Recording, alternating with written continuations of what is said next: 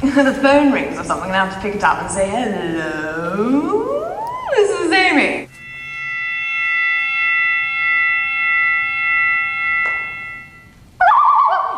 Hi. And I feel bad I don't really have my stage makeup or I anything. don't either. So this is Laura, one of the dancers in Polyglot.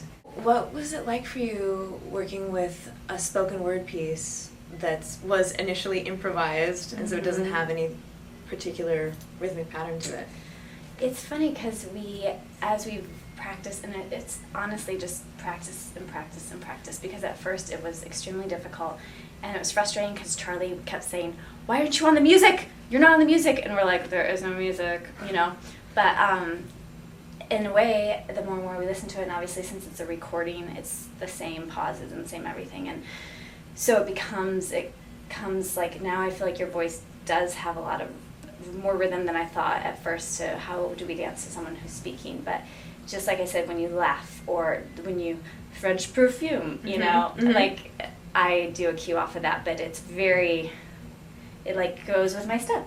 French perfume, you know. Yeah. I do like this little tombe pas de brigette, and it's perfect for that. So I mean, it's just really practice. We have put hours and hours, and that's why you are a blessing to all of us, because you've made it worth it, because it was grueling hours.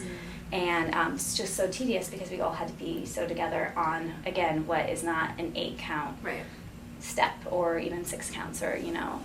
So then we were worried, oh no, when she does it live, but you clearly did your homework and like you've done it so perfectly. And then what's also nice is even if there's a little change in pauses or, you know, what we're not used to, it's so nice because we don't get to perform to live music, and I miss that. I miss not knowing what the orchestra exactly is going to play, because that's part of being a professional and listening, and that's a part of, you know, the art. What is all 6 of them have different outfits and different aspects of...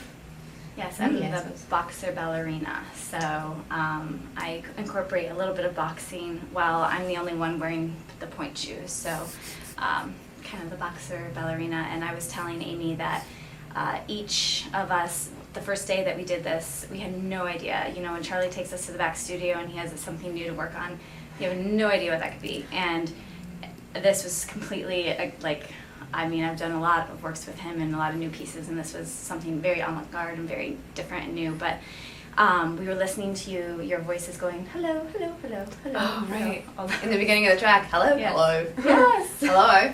Yeah. And we made a whole thing to that, which now we're not doing. But Because I was wondering how I would do that live. yeah. Because it's one where in the headphones you hear all these different me's and all these different accents around your head, which would have been hard to do by myself. That's what we had it in there. Then he said exactly that for when you do it live. But yeah, we were in a line, and some people were going underneath each other, some people peeking out. It was this whole thing. So that took a couple days. But he asked us if any of us had special talents, and he's known me for 6 years, and he said, Laura, is there anything you do that I don't know? And the day before, I had just gone and taken a boxing class. So I told him I box.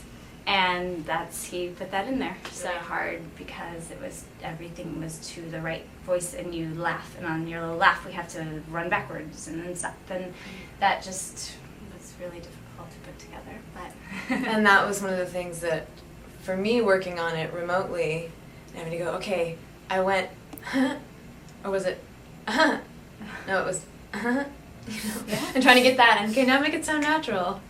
And when I just realized out there doing the tech rehearsal was that as an actor, I'm used to pausing when the audience laughs, like letting them laugh and reacting to their laughs. Can't do that at all. Yeah. So I'm going to have to turn that part off of my brain, which will be a really new experience for me. And they will laugh during this piece. So it's nice. So that's And great. special for me, I never could have dreamed that I would get to be part of a ballet. Yeah. But and to do it live. And that helps me with my timing too, to see your move fills out that moment. So instead of, like, before I had the video recording and I was just trying to memorize it to my own audio, I would do these weird things, like I would blink twice, or I would swallow there and know that that's how I would time, because I needed something to track my timing. Right. And when it's your own internal pace, if that speeds up because you're nervous, you know, it's like I needed something that would always take the same amount of time without just like tapping. Right. So it's so helpful to see. And then the hardest thing, to go from watching you to just seeing it out of the corner of my eye. You know, okay, I know what that move is, so I know that if I can just see that little flick, I think she's hit the peak of that. Right, yeah. Yeah. And so one day we spent hours all trying to learn how to tap, and it's the hardest thing. At one point I just stopped and I didn't move, and Charlie was like, have you given up? Like, it's a very hard thing, especially we were in ballet shoes, so we didn't have like a tapper or a heel, you know, and it's just really, really, really hard. So Wow. I've, Yeah, so you make it look so easy that I didn't even know that you didn't all know these styles already. Yeah. Wow.